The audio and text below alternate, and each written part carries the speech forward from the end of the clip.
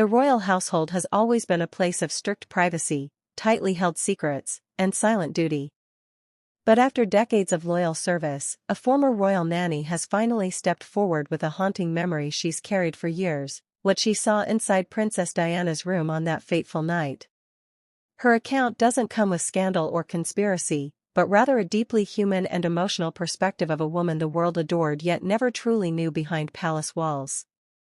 According to the nanny, the atmosphere in Diana's room that night was heavy, almost frozen in time.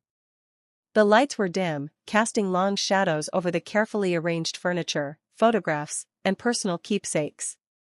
But it wasn't just the room's silence that struck her, it was the unmistakable presence of grief, solitude, and a lingering sense that something had shifted permanently.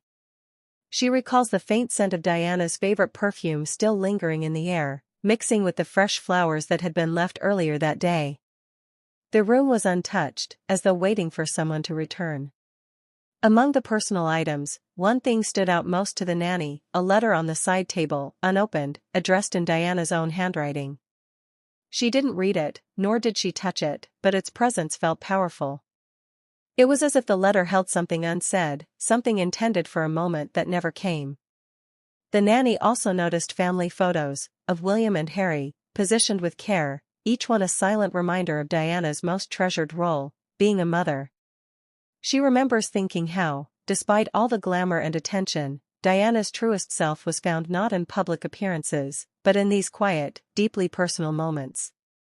The nanny didn't share her story out of a desire for attention.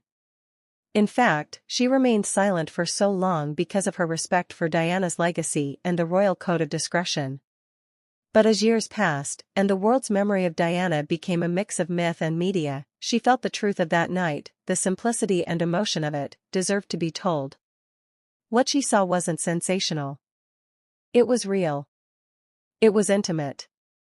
And it reminded her that even within the walls of royalty, sorrow and love look the same for everyone.